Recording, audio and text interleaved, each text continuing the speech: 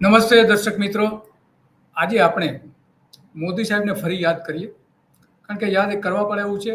હમણાં અમદાવાદમાં એમણે જે જાહેર સભા કરી હતી નરોડા નિકોલમાં વિસ્તાર, જે 10 કરોડ વિધાનસભા વિસ્તારમાં પડે છે, તો એમાં એમણે જે કહ્યું એ એ જે વાત કરી છે એ વાત આજે આપણે એટલા માટે યાદ કરીએ છીએ કાલચક્રમાં સવારમાં કે જે આ જ સ્થળ ઉપર નરોડા એટલે કે 10 કરોડ વિસ્તાર જ્યાંથી નિકોલ એકદમ નજીક થાય નરોડાથી, ત્યાં નરેન્દ્ર મોદીની સભા હતી. 2012ની ગુજરાત વિધાનસભાની ચૂંટણીની બહુ મહત્વની સભા હતી.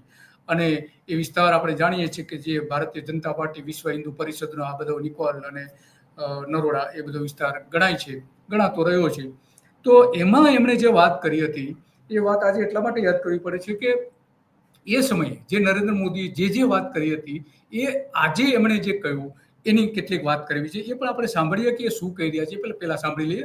2012ની સભાની આ વાત કરી રહ્યા છે નરેન્દ્ર મોદી, કે જ્યાં એમણે ઘણા બધા એવા વચનો આપ્યા હતા, ઘણી બધી વાતો કરી હતી, પરંતુ થયું નથી કંઈ જ. સાંભળીએ.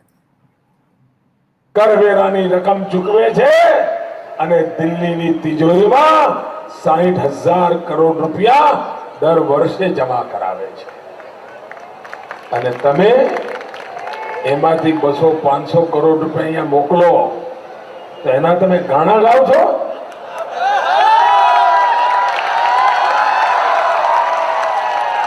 શું આ દિલ્હી વાળા એમ માને છે કે આ ગુજરાત ભિખારી રાજ્ય છે?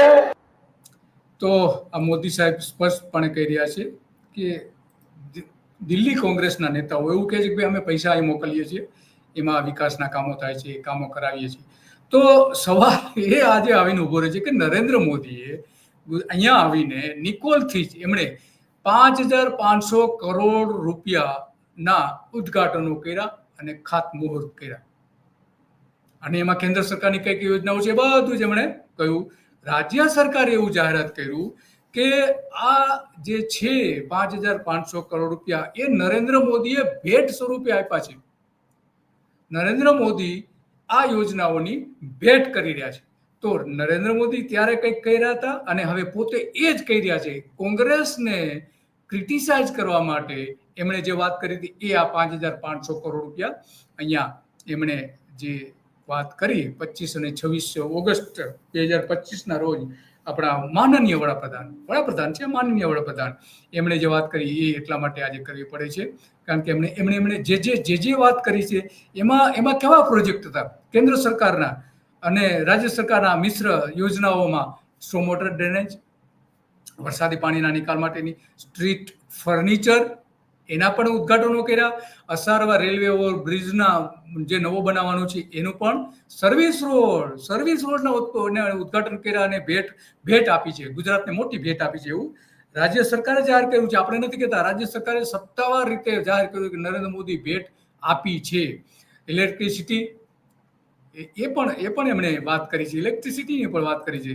અને એટલા માટે આપણે જોઈએ છીએ કે પાણી પુરવઠાની યોજનાઓ પણ એમાં છે, ગટર અને રસ્તાઓ છે. તો આ નરેન્દ્ર મોદીએ જે વાત કરી છે, આપણે 2 દિવસના મહેમાન બન્યા છે. શહેરી વિકાસ વિભાગની 2,500 કરોડ રૂપિયાની યોજનાઓ, રેલવેની 1,400 કરોડ રૂપિયાની યોજનાઓ ભેટ આપી, આપને કેન્દ્ર સરકારે ભેટ આપી. અને બીજી બાજુ આ જ નરેન્દ્ર મોદી એવું કહી રહ્યા છે કે અમે આ કોંગ્રેસ જે કહે છે એ સાંભળીશું. આ ગુજરાત ભિખારી આદિવાસીઓનો કાર્યક્રમ, ગુજરાત આ ભિખારી છે એવું કહે છે. બીજી બાજુ એ વાત કર્યા છે કે નરેન્દ્ર મોદી સોનિયા ગાંધીને ટાંકીને વાત કરે છે આ સભામાં, અને એવું કહે છે કે સોનિયા ગાંધીએ ગુજરાતમાં આવીને આદિવાસી વિસ્તારમાં એવું કહ્યું કે મારા સાસુ વડાપ્રધાન ઇન્દિરા ગાંધી હતા, એ અહીંયા હતા. નરેન્દ્ર મોદી આખા દેશમાં ફરે છે અને ત્યાં જઈને એ સતત એવું કહે છે કે હું અહીંયા આવીને આ મેં કર્યું હતું, અમારા આની સાથેના આ સંબંધો, આ સ્થળ સાથેના આવા સંબંધો છે. મોટા ભાગની જાહેર સભાઓમાં એ બોલે છે. સાંભળો કેવી મજાની વાત કરી રહ્યા છે. તો સોનિયાબેને ત્યાં જઈને શું કહ્યું? આ ગામમાં અગાઉ મારા સાસુ પણ આવ્યા હતા. મજાક ઉડાવી રહ્યા છે કે મારા સાસુ આવ્યા હતા એમ કરીને મજાક ઉડાવી રહ્યા છે. ઇન્દિરા ગાંધીની વડાપ્રધાન, આપણા ભૂતપૂર્વ વડાપ્રધાન હતા, એની મજાક ઉડાડી. અને આ જ નરેન્દ્ર મોદી દેશમાં જ્યાં જ્યાં સભા કરે છે ત્યાં કંઈક ને કંઈક એવી વાત કરે છે કે આ સ્થળ સાથે મારા આ સંસ્મરણો છે, હું અહીંયા આવ્યો તો મેં આ કર્યું હતું, ફલાણું કર્યું હતું, ઢીકણું કર્યું હતું, પીછડું કર્યું હતું. આખા દેશમાં જ્યાં જાય છે ત્યાં. હવે તમારા સાસુ આવ્યા ત્યારે તમને વોટ આપવાના? એટલે તમારા સાસુ આવે એટલે તમને વોટ આપવાના. તો તમે જે અલગ અલગ જગ્યાએ જઈને કહો છો અને ચૂંટણી સભાઓમાં કહો છો, તો શું વોટ માટે કહો છો? ના ના, મને સમજણ નથી પડતી ભાઈ. મારા સાસુ અહીં આવ્યા હતા એટલે તમે મને વોટ આપો. આ કોંગ્રેસ પાર્ટીને થયું છે શું ભાઈ? એમનો આ કોંગ્રેસની કેવી હાલત છે એવી વાત કરી રહ્યા છે. બીજી એ વાત કરી રહ્યા છે, એ પણ સાંભળીએ શું કહી રહ્યા છે. એમનો ડોળો ગાંધીનગરની તિજોરી પર છે. પણ ભાઈઓ બહેનો, હું આપને વિશ્વાસ આપું છું, હું ગાંધીનગરમાં મુખ્યમંત્રી તરીકે નહીં, ચોકીદાર તરીકે બેઠો છું. ચોકીદારનું પહેલું સૂત્ર આ સભામાં એમણે આપ્યું હતું, પહેલું સૂત્ર. પછી જ્યારે વડાપ્રધાન તરીકેનું એને કેમ્પેન કર્યું આખા દેશમાં, તો આખા દેશમાં ચોકીદાર સૂત્ર એમણે અપનાવ્યું હતું. અને દરેક ભાજપના કાર્યકર્તાઓ પોતાને ચોકીદાર તરીકે ગણાવતા હતા. હું ગુજરાતનો ચોકીદાર, હું અમરેલીનો ચોકીદાર. અને નરેન્દ્ર મોદી એવું કીધું કે હું દેશનો ચોકીદાર છું, કોંગ્રેસનો પંજો એના પર નહીં પડવા દઉં, એવી વાત કરી હતી આ સભામાં 2012માં. પછી એમણે આખું સૂત્ર આખા દેશમાં એ અપનાવ્યું હતું.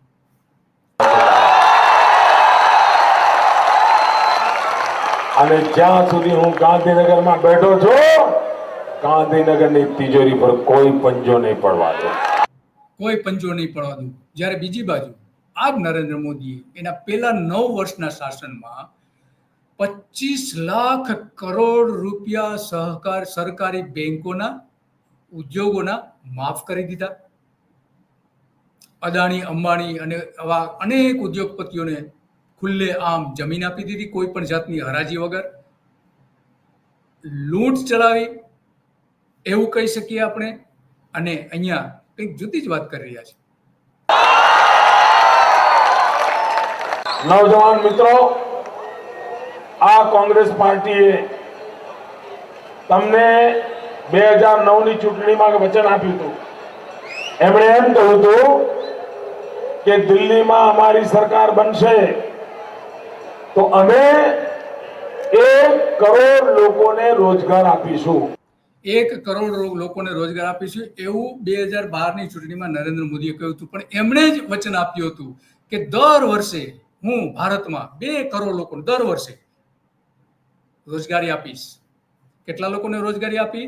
તો આ નરેન્દ્ર મોદીના બેવડા ધોરણો જોવા મળે છે, બે મોઢાની વાત જોવા મળે છે. એક બાજુ પોતે વચન આપે છે અને બીજી બાજુ એ જ વચનમાં કોંગ્રેસની ટીકા કરી રહ્યા છે. મારે જરા નરોડાના લોકોને પૂછવું છે. નરોડા લોકોને મારે પૂછવું છે કે તમને રોજગારી મળી? ભાઈ, અહીંયા કોઈ છે જેને દિલ્હી સરકારે રોજગાર આપ્યો હોય? તૂટી પડ્યો, એ કાગળિયા પાછા આવ્યા. ભાઈઓ બહેનો, આ કચ્છમાં જે સર ક્રીક વિસ્તાર જે છે એ નરેન્દ્ર મોદી આ સભામાં એવું કહી રહ્યા છે કે મારી પાસે ગુપ્ત વિગતો આવી છે કે સર ક્રીક વિસ્તાર જે છે પાકિસ્તાન અને કચ્છના સરહદ ઉપરનો, એ પાકિસ્તાનને આપી દેવાની યોજના કેન્દ્ર સરકાર બની રહી છે, એવી એમણે વાત કરી હતી. સાંભળો શું કહે છે. સર ક્રીકનું આ બધું કારસ્તાન ચાલી રહ્યું છે, પણ આજ સુધી ગુજરાતને વિશ્વાસમાં નથી લેવામાં આવ્યું. ગુજરાતને અંધારામાં રાખવામાં આવ્યું છે. અને તેથી મેં પ્રધાનમંત્રીને આજે પત્ર લખીને ચેતવણી આપી છે. ખબરદાર, તમે જો ગુજરાતની ધરતીનો સોદો કર્યો હતો. ભાઈઓ બહેનો, અમારે માટે સરક્રીક એ જમીનનો ટુકડો નથી, એ અમારા શરીરનું અંગ છે. અમારા શરીરનું અંગ છે એવું મોદી સાહેબ કહી રહ્યા છે, સર ક્રીક વિસ્તાર. જ્યારે બીજી બાજુ હમણાં જ લગભગ 2 વર્ષ પહેલા આ જ સર ક્રીકની બરાબર બાજુમાં 5000 ચોરસ કિલોમીટર વિસ્તાર, સર ક્રીકની બરાબર બાજુમાં પાકિસ્તાનના બોર્ડર ઉપર જ નિયમોમાં ફેરફાર કરીને, લશ્કરના નિયમોમાં ફેરફાર કરીને નરેન્દ્ર મોદીએ અદાણીને ત્યાં જમીન આપી છે. 5000 ચોરસ કિલોમીટર વિસ્તાર. વિચાર કરો, અમદાવાદ 500 ચોરસ કિલોમીટરનું છે. અમદાવાદ કરતાં 10 ગણી, આખા અમદાવાદ સિટીની જેટલી જમીન થાય એના કરતાં 10 ગણી જમીન ત્યાં પાવર પ્રોજેક્ટ બનાવવા માટે, હાઇબ્રિડ પાવર પ્રોજેક્ટ બનાવવા માટે નરેન્દ્ર મોદીએ આજ ત્યાં ગૌતમ અદાણી કંપનીને ત્યાં જમીન આપી છે. શું કહેશો તમે હવે? તમે અમારા શરીરના ટુકડા નહીં કરી શકો. તમે દિલ્હીની કોંગ્રેસ સરકાર 2 લાખ કરોડના કોયલા ખાઈ ગઈ. 2 લાખ કરોડ રૂપિયાના કોયલા ખાઈ ગયા દિલ્હી સરકાર, એવો ગંભીર આરોપ એમણે મૂક્યો અહીંયા આ સભામાં. 2 લાખ કરોડ રૂપિયાનું. અને જ્યારે 2014માં વડાપ્રધાન થયા, આજે 2025 ચાલી રહ્યું છે, તો શું કર્યું? આ 2 લાખ કરોડની તપાસ કેમ ન કરી? કોયલા કૌભાંડની શા માટે તપાસ ન કરી? તમે ભાષણોમાં કંઈક જુદું કહેવું અને વાસ્તવમાં અમલ કંઈક જુદો કરવો, એની આખી વાત છે. તો આ મૂળ વાત છે. વાત એટલા માટે કરવી પડે છે કે એક બાજુ નરેન્દ્ર મોદી જ્યારે ચૂંટણી સભાઓ કરતા હોય છે ત્યારે જુદી વાત કરે છે. તો આ 6 જે વાત આપણે સાંભળી, 6 અલગ અલગ મુદ્દાઓ, એ 6 મુદ્દાઓ આ અહીંયા બાપુનગર, નરોડા, જે નરોડા વિસ્તાર છે, દસક્રોય વિસ્તાર કે જે ભારતીય જનતા પાર્ટીના ત્યાંના ભાજપના ધારાસભ્ય બાબુ જમના પટેલનો વિસ્તાર આવે છે, નિકોલ પણ એ જ વિસ્તાર, બંને એક લગોલગ જ છે. ત્યાં એમણે આજે આ સભામાં બધી વાત કરી હતી. તો આપણે જોઈએ છીએ કે હમણાં જે કહીને ગયા ત્યાં ભેટ આપે છે એવું સરકાર પોતે કહે છે કે ગુજરાતને નરેન્દ્ર મોદીની ભેટ છે 5,500 કરોડ રૂપિયાની. અને બીજી બાજુ નરેન્દ્ર મોદી એ જ કોંગ્રેસની ટીકા કરે છે કે ગુજરાતમાં તમે એવું કહો છો કે અમે આટલા કરોડ રૂપિયા આપ્યા, આટલા કરોડ રૂપિયા આપ્યા.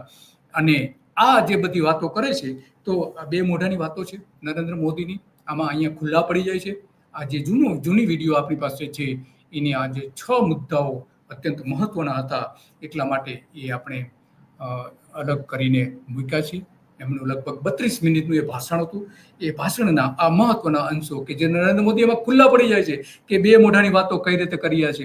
બસ આજે આટલું જ. કાલચક્રમાં આજ વાત કરવી હતી. આપણે સારું ગુજરાત જોઈએ છે, સમૃદ્ધ ગુજરાત જોઈએ છે, જૂઠા વચનો વાળું ગુજરાત નથી જોઈતું. ચોકીદારની જાહેરાત કરે છે અને સરકારના જ કરોડો રૂપિયા આ રીતે વેડફી નાખે છે, એવા કોઈ નેતા આપણે નથી જોઈતા. કોઈ પણ, એ આમ આદમી પાર્ટી હોય, કોંગ્રેસ હોય કે ભારતીય જનતા પાર્ટી હોય, આપણે એવા ધારાસભ્યો ચૂંટીને મોકલવા છે કે જે ગુજરાતનું હંમેશા માટે હિત જુએ, સાચું બોલે, ચૂંટણીના વચનો માત્ર ન રહે અને વાસ્તવમાં એ વચનોનો અમલ થાય એવું ગુજરાત આપણે જોઈએ છે. તો બસ આજે આટલું જ કાલચક્રમાં. અને રોજ સવારે 9 વાગે આપણે કાલચક્રમાં આવા જ મુદ્દાઓ પર ચર્ચા કરતા રહીએ છીએ. તમે પણ તો ગુજરાત રિપોર્ટ યુટ્યુબ ચેનલને તમે સબસ્ક્રાઇબ કરો કે જેથી કરીને રોજ તમને આના નોટિફિકેશન મળતા રહે અને આ અંગેની તમને જાણકારી મળતી રહે. નમસ્તે.